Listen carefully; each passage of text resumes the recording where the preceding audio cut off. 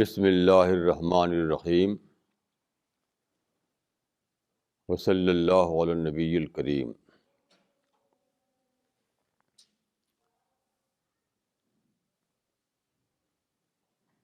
ایک صاحب سے بات ہو رہی تھی، ایک نوجوان سے، تو میں نے کہا کہ وہ نوجوان روزگار کی تلاش میں تھے۔ تو میں نے کہا کہ دیکھیے، اگر ایک آدمی کے پاس بینک کا کریڈٹ کارڈ ہے اور وہ جاتا ہے شاپنگ کرنے کے لیے کسی شاپنگ سینٹر میں، تو وہ بہت سیٹسفائیڈ رہتا ہے کہ میں جو چیز چاہوں گا وہاں خرید لوں گا، کیونکہ میرے پاس کریڈٹ کارڈ موجود ہے۔ تو میں نے کہا کہ اسی طرح سے جاب مارکیٹ میں بھی ایک کریڈٹ کارڈ ہوتا ہے۔ وہ کیا ہے؟ Honesty and hard working. میں نے کہا کہ اگر آپ کے اندر یہ دو کوالٹی ہو، آنیسٹی اور ہارڈ ورکنگ، یعنی دیانتداری اور محنت، تو سمجھیے کہ جاب مارکیٹ کا کریڈٹ کارڈ آپ کے پاس موجود ہے۔ آپ جس جگہ بھی جائیں گے لوگ آپ کو ایکسیپٹ کریں گے، کیونکہ دنیا کو آپ کی ضرورت ہے۔ میں نے کہا کہ آپ جائیے مارکیٹ میں، کسی سے کہیے کہ بھائی میں فری میں کام کروں گا، مجھے 1 مہینہ کام کرنے کے لیے دے دو، 1 مہینہ رہیے وہاں، اور یہ دکھا دیے کہ آپ آنیسٹ بھی ہیں اور ہارڈ ورکر بھی ہیں۔ تو ایسے کیا انہوں نے، کسی دکان میں گئے، کہا کہ ٹھیک ہے آپ رہو ہمارے یہاں 1 مہینہ۔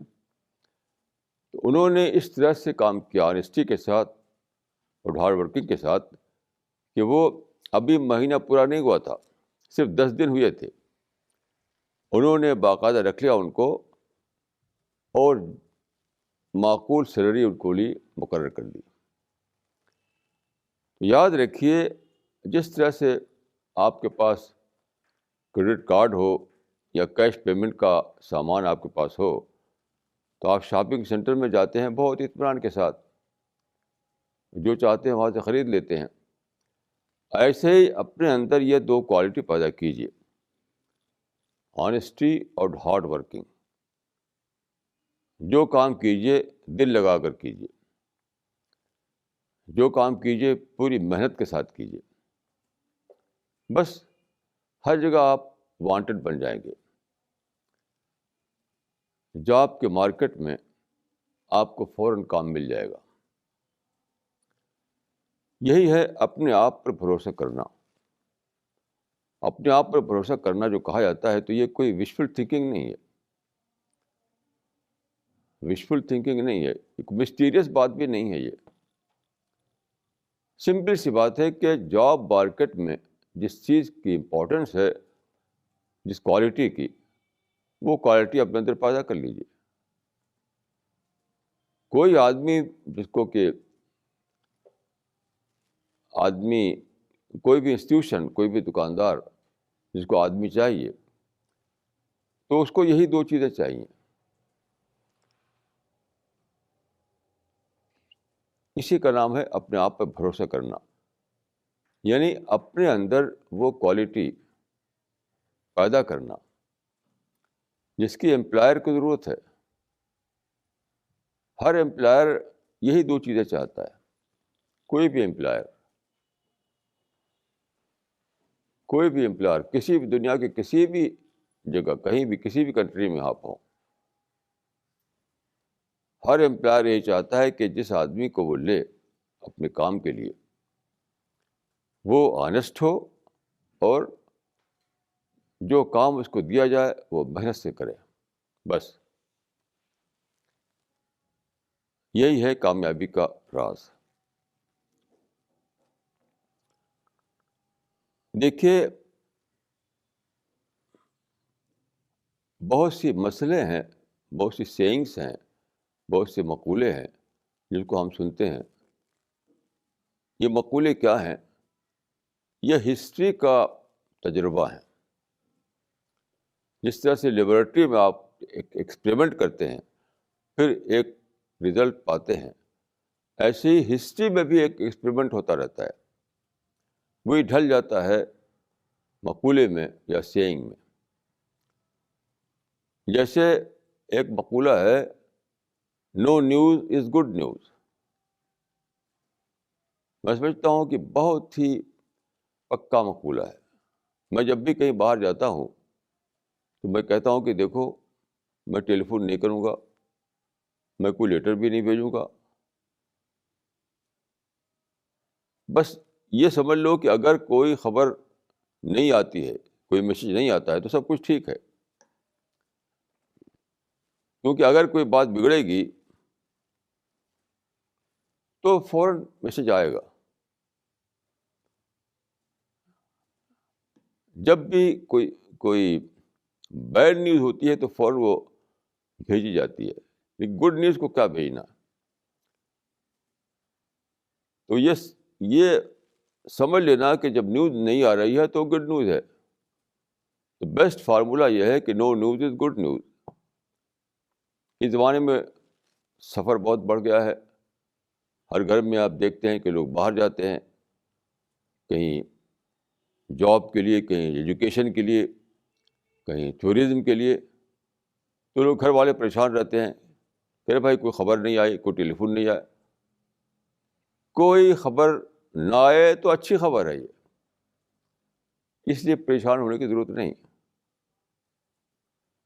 بس اس فارمولے کو پکڑ لیجئے، نو نیوز از گڈ نیوز.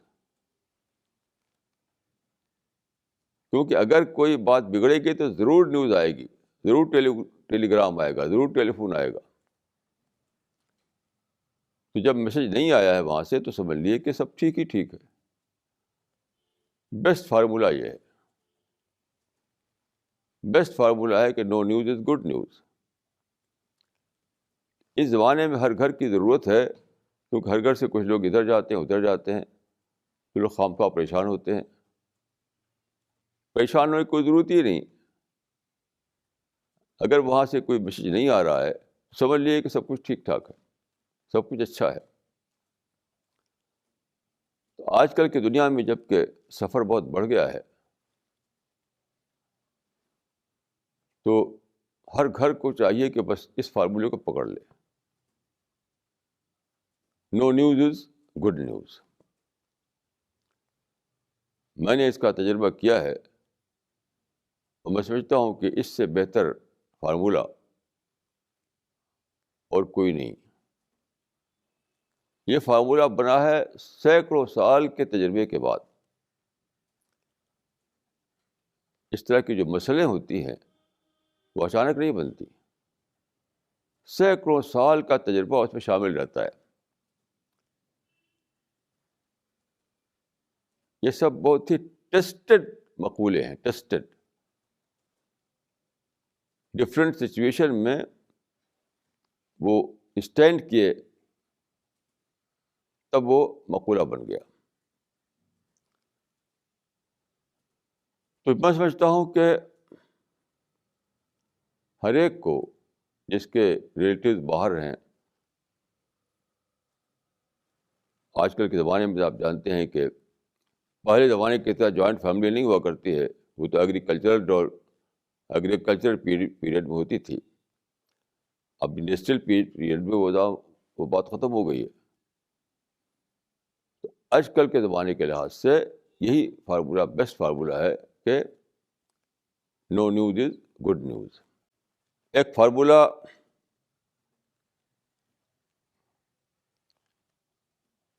میں بتاتا ہوں جو ہر آدمی کے لیے کارآمد ہے. یہ ایک مقولہ ہے، ایک سیئنگ ہے. اس سیئنگ کے پیچھے لمبی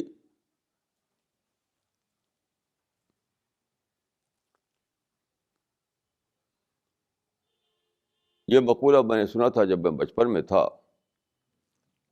گاؤں میں، تو دیہات کے لوگوں سے میں نے یہ مقولہ سنا تھا، اور میں سمجھتا ہوں کہ بہت ہی اچھا مقولہ ہے. مقولہ مانے سیئنگ. وہ کیا؟ بل تو اپنا بل. ہمارے ایک بزرگ تھے ہمارے گاؤں میں، وہ کہتے تھے کہ بل تو اپنا بل. اس کا مطلب ہے کہ اپنی طاقت پر بھروسہ کرو، دوسرے کے بھروسے کبھی بھی کوئی پلان نہ بناؤ، دوسرے کے بھروسے پر کوئی چھلانگ مت لگاؤ. وہی کرو جس کا تمہارے پاس سادھن موجود ہے، وہی کرو جس کی طاقت تمہارے اندر موجود ہے.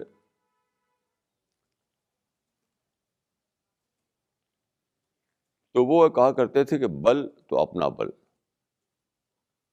جو اپنے بس میں ہے بس اسی کے حساب سے پلاننگ کرو، اس سے زیادہ کی نہیں. تو وہ کہتے تھے کہ اگر تمہارے پاس بائسکل خریدنے کا پیسہ ہے تو بازار میں جاؤ کار خریدنے کے لیے، تو ظاہر ہے کہ کار نہیں ملے گی تم کو. اور اگر تمہارے پاس کار خریدنے کا پیسہ ہے اور تم جاؤ ہوائی جہاز خریدنے تو تم کو ہوائی جہاز نہیں ملے گا. تو ایسی پلاننگ کیوں کریں؟ اب ایسی پلاننگ کیوں کریں؟ تو آدمی کو مینیجیبل لمٹ پہ رہنا چاہیے. اپنی جو انرجی ہے، اپنا جو پیسہ ہے، اپنی جو طاقت ہے، اپنے جو ریسورسز ہیں، اس کے دائرے میں آدمی کو رہنا چاہیے. یہ مطلب ہے اس کا کہ بل تو اپنا بل. اکثر ایسا ہوتا ہے کہ لوگ کسی اور کے بھروسے پر ایک اسٹیپ لے لیتے ہیں، ایک اقدام پر بیٹھتے ہیں اور بات کو شکایت کرتے ہیں. جیسے ایک صاحب سے میری ملاقات ہوئی تو ایک صاحب اپنے دوست کی بہت شکایت کر رہے تھے کہ دوست نے کہا کہ میں پیسہ دے دوں گا، اور میں نے گھر خرید لیا قرضہ لے کر کے، انٹرسٹ پر قرضہ لے کر کے، سود پر قرضہ لے کر کے. اب اس کو ادا کرنا بڑا مشکل ہو رہا ہے. وہ دوست کہہ رہے ہیں کہ بھائی اس وقت میں نے کہا تھا، اب وہ میرے حالات نہیں ہیں. تو میں نے کہا دوست کے کہنے پر آپ نے گھر خرید لیا؟ آپ ایک کمرہ لیتے، آپ نے بڑا گھر کس لیے خرید لیا؟ تو ان کے اپنے پاس پیسہ تھا 1 روم سیٹ لینے کے لیے، انہوں نے خرید لیا 4 روم سیٹ. تو یہ ہے وہ چیز جو خام خواہ کے لیے آپ کو پریشانی میں ڈالتی ہے. یہ مطلب ہے بل تو اپنا بل.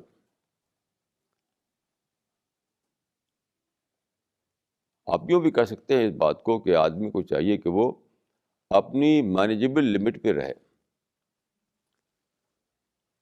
جیسے آپ ایک شاپ کو مینیج کر سکتے ہیں، آپ شہر میں 10 شاپ کھول دیں، اگر شکایت کریں کہ بھائی وہ کام چل نہیں رہا ہے، لوگ چوری کر لیتے ہیں، تو آپ نے ایسا کام کیوں کیا؟ ہر آدمی کی اپنی ایک طاقت ہوتی ہے، اپنی ایک انرجی ہوتی ہے، اپنی کیپیسٹی ہوتی ہے، اور وہ برابر نہیں ہوتی ہر ایک کی. ہر ایک کے حالات ہوتے ہیں، وہ سب کے برابر نہیں ہوتے. ڈفرینس ہر ایک کے الگ الگ حالات ہوتے ہیں. ہر آدمی ڈفرینٹ سچویشن میں پیدا ہوتا ہے. تو ہر ایک کو یہ جاننا چاہیے کہ میری مینیجیبل لمٹ کیا ہے، اس سے باہر جانا نہیں چاہیے. ایک بہت بڑا نقصان یہ ہوتا ہے کہ آج کل جو آپ دیکھتے ہیں کہ ٹینشن، اسٹریس، یہ سب کیوں ہے؟ ہر آدمی اپنی مینیجیبل لمٹ سے باہر جا گیا ہے. مینیجیبل لمٹ پہ رہیے، اور کبھی ٹینشن آپ کو نہیں ہوگا.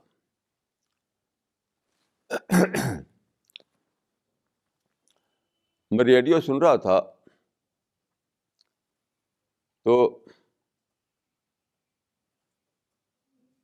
اس پر پروگرام آ رہا تھا کہ فضول خرچی پر وہ لوگوں کا انٹرویو کر رہے تھے آل انڈیا ریڈیو پر. تو ایک خاتون آئیں, انہوں نے کہا کہ اپنا قصہ بتایا انہوں نے کہ مہینے کا آخری ہفتہ تھا اور ہمارے پاس صرف 2,500 روپے رہ گئے تھے, لیکن مجھے شوق ہوا کہ شاپنگ کریں. تو میں نے اپنے ہسبینڈ سے کہا, تو ہسبینڈ نے کہا کہ بھائی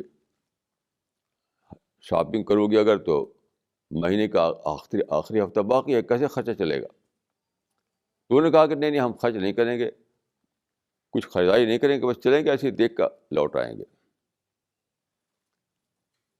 تو وہاں گئے تو خاتون کو ایک کپڑا پسند آ گیا. تو ان کا کہ یہ کپڑا میں یہ لینا ہے. تو خیر انہوں نے اصرار کیا, تو شوہر نے کہا اچھا بھی لے لو. تو 2,500 روپیہ اسی کپڑے میں چلا گیا. اب مہینے کا آخری ہفتہ سخت پریشانی میں گزرا, ان کے الفاظ میں سخت پریشانی میں, کیونکہ پیسہ رہ نہیں گیا تھا. تو اس سے میں نے یہ نکالا کہ یہ جو خریداری ہوتی ہے یہ اس کا تعلق آنکھ سے ہے. دیکھ کر خریدنا میں اس کو بہت غلط سمجھتا ہوں. آنکھوں کی خریداری یہ آپ کو پریشان کرتی ہے. اسی لیے میں اکثر کہا کرتا ہوں کہ گھر سے جب نکلیں تو لسٹ گھر پر بنا لیجیے کہ مجھے یہ چیز خریدنا ہے. یہ نہیں کہ آپ جائیں شاپنگ سینٹر میں اور دیکھیں اور دیکھ کر آپ آئٹم چوز کریں کہ کیا لینا ہے کیا نہیں لینا ہے. دیکھ کر خریداری میں ہمیشہ آپ زیادہ پیسہ خرچ کریں گے.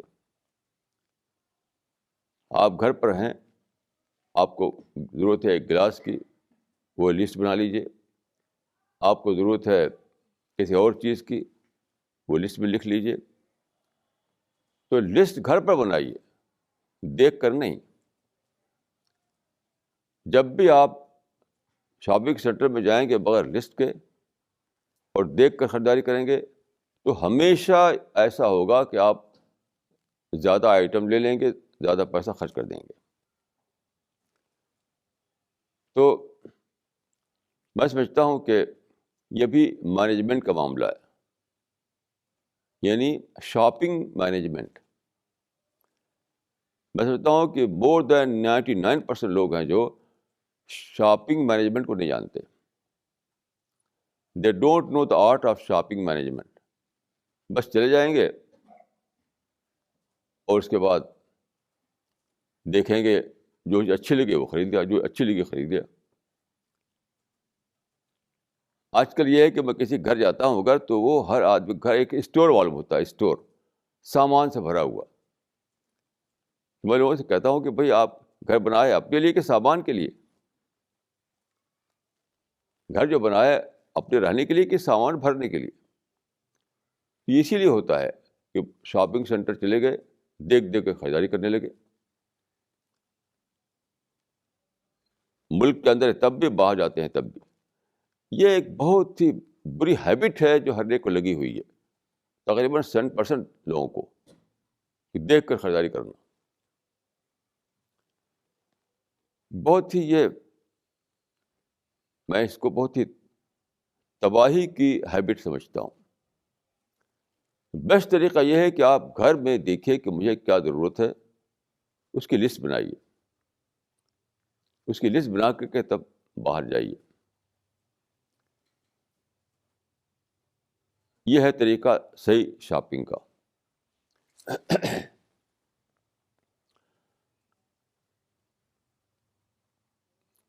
ایک پرنسپل ہے جس کو کہا جاتا ہے ڈفرینسیشن, آرٹ آف ڈفرینسیشن، ایک چیز اور دوسری چیز میں فرق کو جاننا،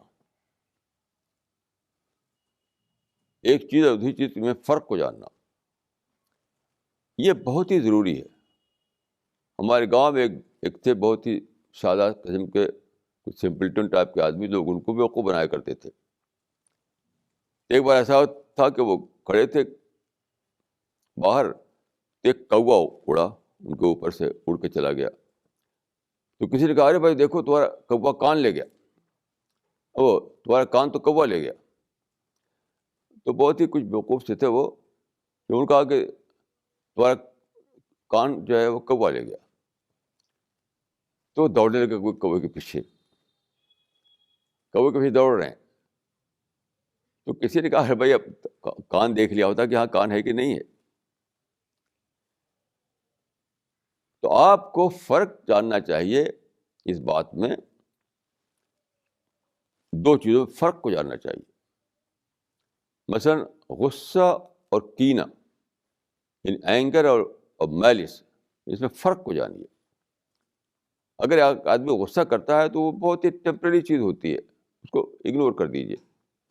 ہاں کوئی دل میں کینہ رکھ لے، مالش رکھ لے، وہ ایک پرابلم ہے. تو میلس کو پرابلم سمجھیے، اینگر کو پرابلم نہ سمجھیے. اینگر تو آیا اور چلا گیا.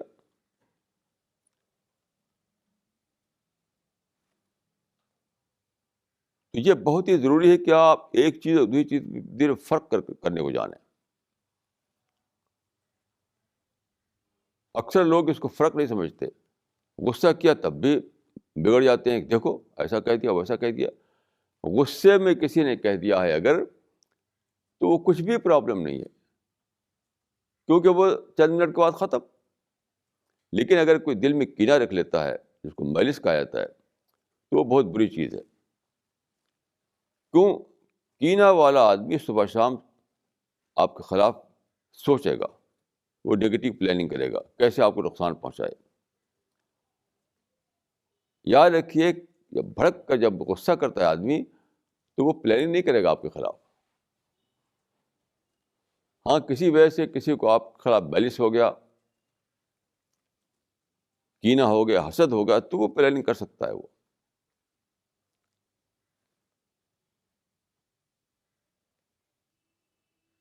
تو یہ بہت ہی ضروری ہے کہ آپ ایک چیز اور دوسری چیز کے درمیان فرق کرنا جانیں. اس کو کہتے ہیں پرنسپل آف ڈفرینسیشن. جو لوگ فرق کرنا نہیں جانتے تو خام خواہ ایسی چیز کو پرابلم بنا لیتے ہیں جو پرابلم ہے نہیں. ایک ایسی چیز کو پرابلم بنا لیتے ہیں جو پرابلم ہے نہیں. تو جو فرق کرنا جانے گا وہ یہ سمجھے گا کچھ چیزوں کو تو سمپلی اگنور کرنا پڑتا ہے بس. کچھ چیزیں ایسی ہوتی ہیں جس کو کہ آپ کو دھیان دینا چاہیے، جس کو سیریسلی لینا چاہیے. لیکن کچھ ایسی ہوتی ہیں کہ اس کو دھیان ہی نہیں دینا ہے، کچھ بھی نہیں کرنا، اگنور کرنا ہے. اگنور کیجیے اور بات ختم.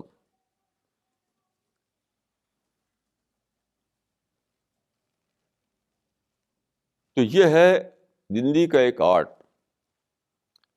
Of differentiation. اور یہ ہر انسان کے لیے بہت ہی ضروری ہے،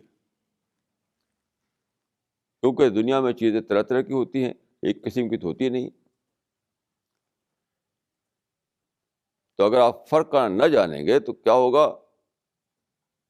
ایک ایسی چیز میں اپنی انرجی خرچ کر دیں گے جہاں کہ صرف اگنور کرنا تھا آپ کو، اگنور کیجیے اور بات ختم.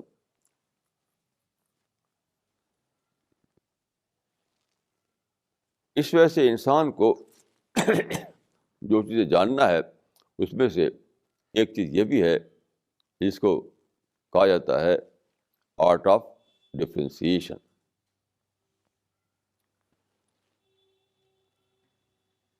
ریڈیو پر میں نے سنا ایک لیڈی کا قصہ. انہوں نے کہا کہ میرا بیٹا ایک ہے، تو میں اس کو میں نے پڑھائی کے لیے آسٹریلیا بھیج دیا. اب وہاں سے روزانہ ٹیلیفون آتا تھا، روتا تھا وہاں سے، بہت پریشان تھا. تو انہوں نے بتایا کہ اس کی ریزن کیا تھا. اس کا ریزن یہ تھا کہ میں اس کی پیمپرنگ اتنی زیادہ کرتی تھی کہ ایک گلاس پانی بھی نہیں، میں چاہتی ایک گلاس پانی بھی خود اٹھ کر نہ لے، وہ میز پر یا بیڈ پر اس کو پانی پہنچ جائے، خود اٹھ کر کے کچھ نہ کرنا پڑے اس کو. نتیجہ کیا ہوا کہ جب وہاں گیا تو ظاہر ہے کہ بدیش میں تو سب کچھ کرنا پڑتا ہے اپنے ہاتھ سے. وہاں ہاسٹل میں تھا وہ، اب ہاسٹل میں تو گھر والی چیز نہیں ملے گی اس کو، تو روتا تھا، پریشان ہوتا تھا. تو لیکن مجھے ایک بات اس میں یہ اچھی لگی کہ انہوں نے کہا کہ میرا ایک اور بیٹا ہے اس سے چھوٹا، ابھی میرے پاس ہے. اب میں نے ایک دم بدل لیا ہے اپنا. اب میں اس بیٹے کو موقع دیتی ہوں کہ ہر کام وہ کرے. یہاں تک کہ انہوں نے کہا کہ میں اس کو روٹی پکانا سکھاتی ہوں، سالن پکانا سکھاتی ہوں، اپنے ہاتھ سے چائے بنانا سکھاتی ہوں، بازار میں کا کام سکھاتی ہوں. تو یہ چیز مجھے پسند آئی. یعنی وہ بیٹا جو ہے وہ تو وہاں روتا تھا، لیکن انہوں نے کیا سبق لیا، اپنے کو بدل لیا. تو ایک انسان وہ ہوتا ہے جو خالی روتا ہے روتا ہے روتا ہے. دوسرا انسان ایک اس واقعے کو لیسن کے طور پر لیتا ہے، اپنے کو اس کریکٹ کر لیتا ہے. تو دیکھیے غلطی ہر ایک کرتا ہے، غلطی ہر ایک سے ہوتی ہے، لیکن آپ کو ہمیشہ اپنے کو ریوائز کرنا چاہیے، اپنے کو کریکٹ کرنا چاہیے. ایک غلطی کرنے کے بعد دوسری غلطی نہیں کرنا چاہیے. یہ بہت ہی ضروری ہے، کیونکہ ایسا انسان تو اس دنیا میں نہیں کوئی ہو سکتا جو غلطی نہ کرے. لوگ اپنے بیٹے کو اوور پروٹیکٹیو بناتے ہیں، بہت زیادہ حفاظت. سوال گھر سے باہر جب وہ جائے گا تو وہاں تو اس کا پروٹیکشن کرنے والا کوئی ہوگا. آپ ایسا بنائیے اپنے بچے کو کہ جب وہ باہر جائے تو وہاں وہ فیس کر سکے، وہاں وہ فیس کر سکے. گھر والے حالات ہر جگہ نہیں ملیں گے اس کو، وہاں تو دوسرے حالات ہوں گے. تو یہ بہت ضروری ہے کہ زندگی کو سوچ سمجھ کر گزارا جائے. پیمپرنگ سے وقتی طور پر آپ خوش ہو سکتے ہیں، لیکن سوال ہے کہ پیمپرنگ باہر کون کرے گا؟ باہر تو کوئی پیمپرنگ کرنے والا نہیں ہے. باہر تو زندگی کی سختیاں جھیلنی پڑتی ہیں، زندگی کی ریئلٹی سے سامنا پڑتا ہے. تو جو باپ اپنے بیٹے کی پیمپرنگ کرتے ہیں، میں سمجھتا ہوں کہ وہ عقل بندی کا کام نہیں کرتے. اپنے بیٹے کے لیے وہ کوئی اچھا گفٹ نہیں دے رہے ہیں، اچھا گفٹ نہیں دے رہے ہیں. کیونکہ پیمپرنگ ماں باپ تو کر سکتے ہیں، باہر کی دنیا میں کون پیمپرنگ کرنے والا ہے؟ باہر تو ریئلٹی سے سابقہ پیش آئے گا. تو یہ بہت ضروری ہے کہ ہم اپنے بچے کے اندر یہ مزاج بنائیں کہ وہ ریئلٹیز کو فیس کر سکے، زندگی کی کٹھنائیوں کو فیس کر سکے، زندگی کے چیلنج کو فیس کر سکے. یہ بہت ضروری ہے، ورنہ محبت کے نام پر آپ بچے کو اپاہج بنا دیں گے. ایک مرتبہ میں گیا انڈیا کے ایک شہر میں، تو وہاں میں کسی ہوٹل میں ٹھہرا ہوا تھا. تو ایک صاحب ملنے کے لیے آئے. وہ اپنے بچے کو اپنے گود میں لیے ہوئے تھے. میرے کمرے میں داخل ہوئے تب بھی بچہ گود میں تھا، بیٹھے تب بھی بچے گود میں لیے ہوئے ہیں. حالانکہ بچہ اتنا چھوٹا نہیں تھا. تو میں نے کہا کہ بچے کو آپ ہر وقت گود میں کیوں لے رہتے ہیں؟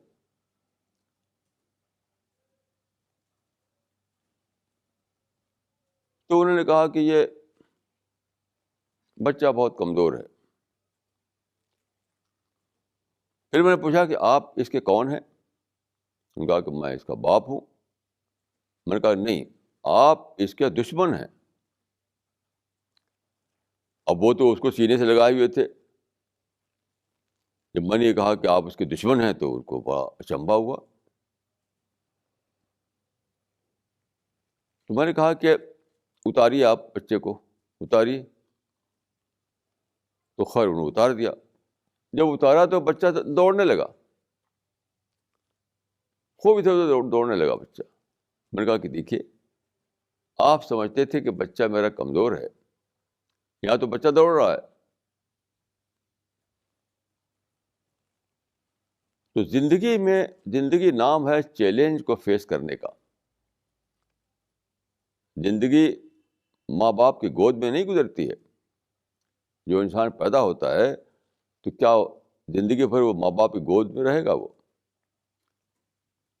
اس کو تو چیلنج کو فیس کرنا ہے. چیلنج کو فیس کر کے دنیا میں رہنا ہے. تو زیادہ بڑی محبت یہ نہیں ہے کہ آپ بچے کو آرام پہنچائیں. نہیں، زیادہ بڑی محبت یہ ہے کہ آپ بچے کو اس قابل بنائیں کہ وہ اپنے پاؤں پر کھڑا ہو سکے، حالات کا مقابلہ کر سکے، سختیوں کو جھیل سکے، زندگی کی مشکلات میں اپنی راستہ ڈھونڈ سکے. یہ زیادہ بڑی بات ہے. یہ ہر گھر کا معاملہ ہے. ہر گھر میں پیمپرنگ کی جاتی ہے بچوں کی. اب اس کی وجہ سے کیا ہوتا ہے کہ بچے سمجھتے ہیں کہ باہر کی دنیا جو ہے وہ مجھ سے محبت نہیں کرتی، محبت تو کرتے ہیں صرف ماں باپ. یہ بھی غلط ہے. یہ محبت کا ایک غلط کرائیٹیرین آپ کے اس کو مائنڈ میں بٹھا دیتے ہیں کہ محبت کرنے والا وہ ہے جو تمہاری پیمپرنگ کرے. تو دنیا باہر کی جو کہ پیمپرنگ نہیں کرتی، بچہ سمجھتا ہے کہ دیکھو کوئی میری محبت ہی نہیں کرتا. اس سے کیا ہوتا ہے؟ سماج میں نفرت پھیلتی ہے. نفرت سب کو دیکھیے، آج کل اپنے ماں باپ سے محبت کریں گے اور دوسرے انسانوں سے نفرت کریں گے. یہ ہر جگہ ہے. اپنے ماں باپ سے محبت اور دوسرے انسانوں سے نفرت. اس کی وجہ یہی ہے کہ پیمپرنگ کو انہوں نے معیار سمجھ لیا کہ جو پیمپرنگ کرے بس وہ محبت کرتا ہے. حالانکہ یہ بالکل جھوٹا معیار ہے. یہ فالس کرائیٹیرین ہے.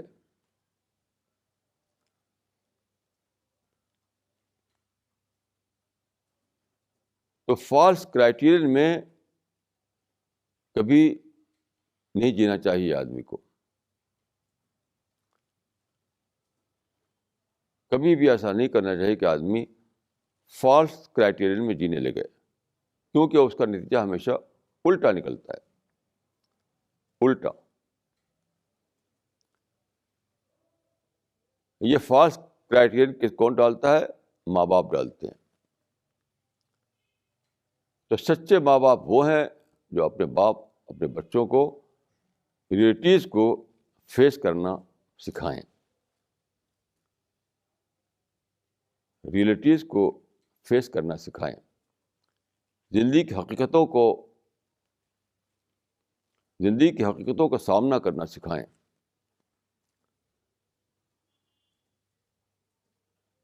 زندگی کی مشکلات کو جھیل کر کے آگے بڑھنا سکھائیں.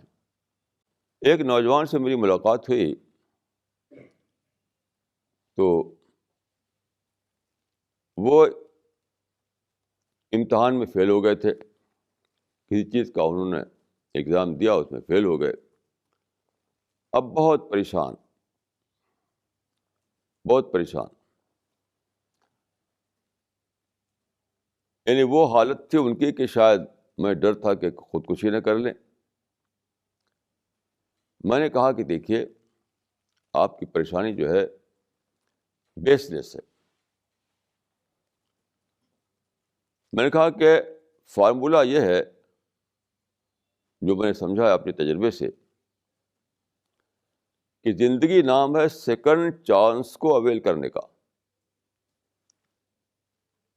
زندگی نام ہے سیکنڈ چانس کو اویل کرنے کا. کیوں؟ فرسٹ چانس تو ہر آدمی کھوتا ہی کھوتا ہے. یاد رکھیے فرسٹ چانس آدمی ہمیشہ ہی کھوتا ہے. تو محروم وہ ہے جو سیکنڈ چانس کو اویل نہ کر سکے. جو آدمی پہلے چانس کو کھوئے وہ محروم نہیں ہے. محروم وہ ہے جو سیکنڈ چانس کو کھو دے.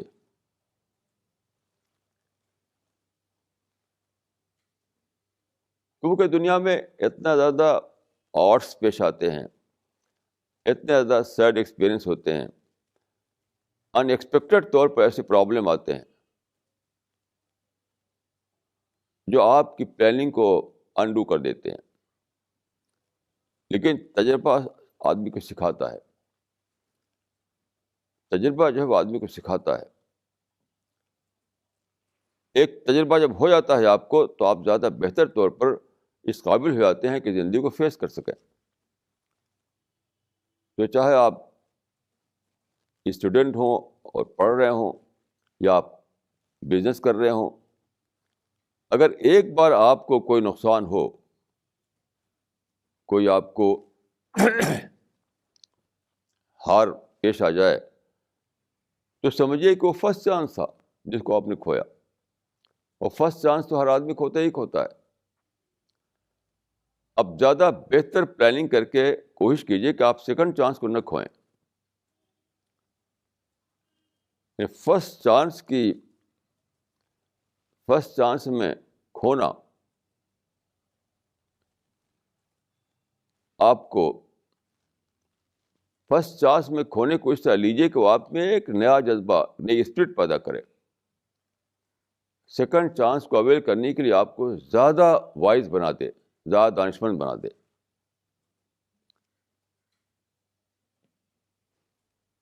یہی زندگی کا راز ہے. جو لوگ فرسٹ چانس کے کھونے پر مایوس ہو جائیں وہی ناکام ہے. اور جو لوگ فرسٹ چانس کو کھونے کے بعد یہ سوچیں کہ ابھی تو سیکنڈ چانس پڑا ہوا ہے, ہم سیکنڈ چانس کو اویل کریں گے, وہی زندگی میں کامیاب ہوتے ہیں. تو یاد رکھیے فرسٹ چانس ہر آدمی کھوتا ہے.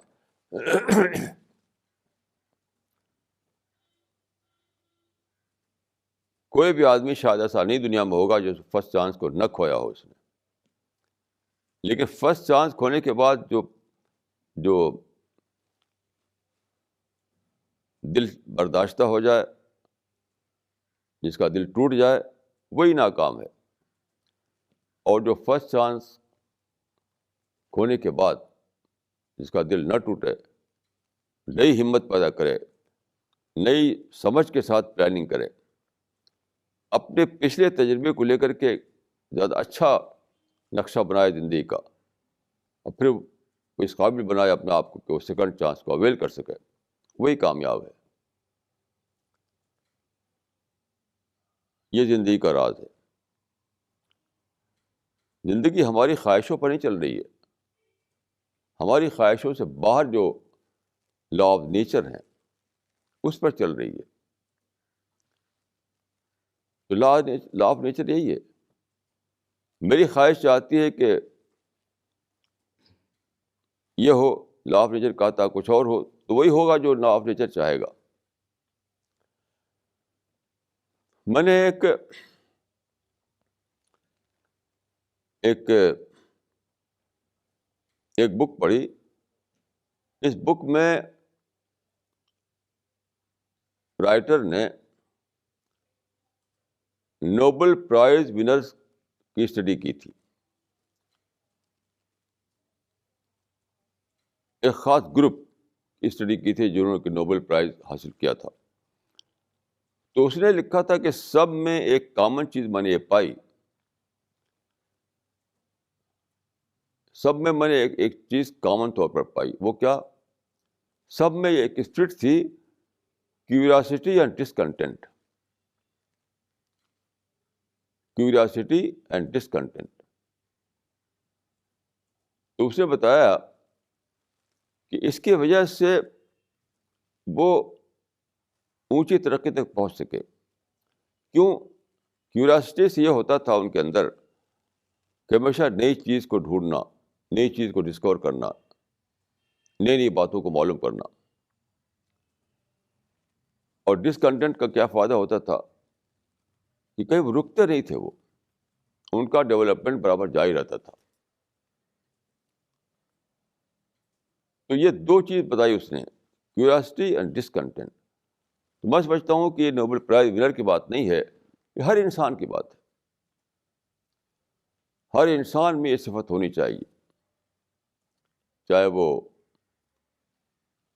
پڑھائی لکھائی یعنی ایجوکیشن کی فیلڈ کا آدمی ہو، بزنس کی فیلڈ کا آدمی ہو، کہیں کسی بھی فیلڈ کا آدمی ہو، چھوٹا ہو یا بڑا ہو. تو کیوریاسٹی اینڈ ڈسکنٹینٹ یہ ہے ترقی کا راز. کیوریاسٹی کا یہ فائدہ ہوتا ہے کہ آپ ہمیشہ نئی چیز ڈھونڈنے میں لگے رہتے ہیں. کوئی چیز سامنے آئی، ایک سوال پیدا ہوا، ایک کوشچن آیا، اور اس کا آنسر لینے کے لیے آپ دوڑ پڑتے ہیں. اور ڈسکنٹینٹ کا فائدہ یہ ہوتا ہے کہ آپ نان اسٹاپ چلتے رہتے ہیں. کوئی ترقی آپ کو بھلاوے میں نہیں ڈالتی. ایک ترقی ہو گئی تو آپ مگن ہو گئے، خوش ہو گئے کہ بس میں نے ترقی کر لی.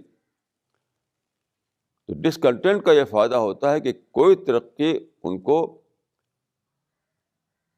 بھلاوے میں نہیں ڈالتی، کیونکہ ترقی کے تو کوئی حد نہیں ہے، آپ ترقی کرتے چلے جائیے.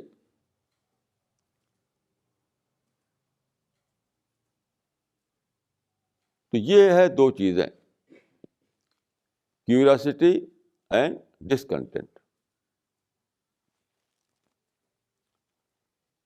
کیوریاسٹی اینڈ ڈسکنٹینٹ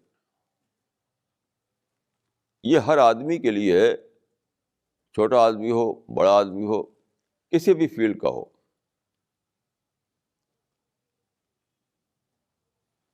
یہ ہر آدمی کے لیے ہے. جو آدمی چاہتا ہے کہ بڑی ترقی کرے، جو آدمی چاہتا ہے کہ اپنا ٹائم، اپنی منی، اپنی انرجی کو خرچ کر کے وہ کوئی بڑی کامیابی حاصل کرے، تو اس کے اندر یہ دو کوالٹی ہونی چاہیے. یہ دو کوالٹی، کیوریاسٹی اینڈ ڈسکنٹینٹ. اس کے بغیر آدمی کوئی بڑی کامیابی حاصل نہیں کر سکتا. یہ میں نے پڑھا تھا اور میں نے اس کا تجربہ بھی کیا، تو میں نے پایا کہ بلا شبہ یہ بہت ہی زبردست فارمولہ ہے، اور یہ ہر آدمی کے لیے، ہر آدمی کے لیے، چاہے وہ کوئی بھی آدمی ہو، کسی بھی دیش کا آدمی ہو، یہ ہر آدمی کا فارمولہ ہے. تو ایک لفظ یاد رکھیے یہی کہ کیوریاسٹی اینڈ ڈسکنٹینٹ، اور پھر آپ انشاءاللہ کامیابی میں کسی سے پیچھے نہیں رہیں گے. پوٹینشیلی ہر آدمی کے اندر سب کچھ بھرا ہوا ہے، مسئلہ صرف یہ ہے کہ اس پوٹینشیل کو ایکچوئل بنانا.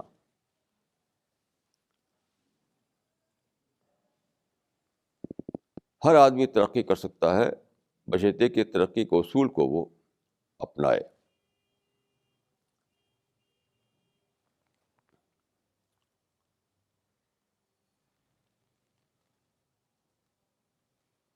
زندگی کے کچھ اصول ہوتے ہیں. یہ دنیا میں جو زندگی ہم گزارتے ہیں، تو اینیمل کا تو کوئی اصول نہیں، وہ تو اپنی انسٹنکٹ سے گورن ہوتے ہیں. ان کی جو انسٹنکٹ بتاتی ہے اسی پہ چلتے رہتے ہیں. ان کی سوچ بہت تھوڑی ہوتی ہے, ان کی عقل بہت تھوڑی ہوتی ہے. لیکن انسان کو خدا نے بہت بڑی عقل دی ہے, بہت بڑا مائنڈ دیا ہے. تو انسان کے اندر آرٹ آف تھنکنگ آنا چاہیے, آرٹ آف پلاننگ آنا چاہیے. اگر آپ چاہتے ہیں کہ انیمل کی طرح جینا, اور اگر آپ چاہتے ہیں کہ آپ ایسا نہ ہو کہ آپ انیمل کی طرح جئیں اور انیمل کی طرح مر جائیں, تو آپ کو اپنے اندر آرٹ آف تھنکنگ پیدا کرنا چاہیے. یعنی اپنی سوچ کو ایکٹیویٹ کرنا, اپنے مائنڈ کو ایکٹیویٹ کرنا. رائٹ تھنکنگ جتنا زیادہ ہوگی اتنی بڑی کامیابی آپ کو حاصل ہوگی. رائٹ تھنکنگ نام ہے ان بائسڈ تھنکنگ کا, آبجیکٹو تھنکنگ کا, ایز اٹ از تھنکنگ کا. آدمی دنیا میں اثر لیتا رہتا ہے, اس کا مائنڈ جو ہے وہ اس میں طرح طرح کی باتیں پڑتی رہتی ہیں. تو آرٹ آف تھنکنگ کا مطلب یہ ہے کہ اپنے آپ کو اتنا اٹھانا کہ چیزوں کو آپ ایز اٹ از دیکھ سکیں, چیزوں کو آپ ایز اٹ از دیکھ سکیں. جب تک یہ صلاحیت آپ کے اندر نہ ہو کہ آپ چیزوں کو ایز اٹ از دیکھ سکیں, آپ کوئی بڑی ترقی حاصل نہیں کر سکتے. یہ بہت ضروری ہے. ہر آدمی کو ضرورت ہے کہ وہ اپنے اندر آرٹ آف تھنکنگ پیدا کرے. چیزوں کو رائٹ اینگل سے دیکھنا, رانگ اینگل سے نہ دیکھنا, چیزوں کو آبجیکٹو وے میں دیکھنا, بائسڈ وے میں نہ دیکھنا, اسی کا نام ہے art of thinking. Art of thinking کے بغیر آدمی کی پلاننگ کبھی صحیح نہیں ہو سکتی. رائٹ تھنکنگ کے ساتھ آتی ہے رائٹ پلاننگ. جس آدمی کے اندر رائٹ تھنکنگ ہو اس کے اندر ضرور صحیح پلاننگ ہوگی, اور صحیح پلاننگ ہوگی تو کامیابی یقینی ہے. یہ ہے اس دنیا میں کامیابی کا راز.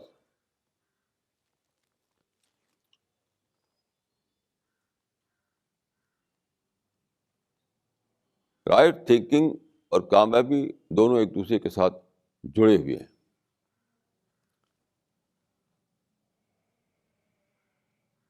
بغیر رائٹ تھنکنگ کی کامیابی نہیں.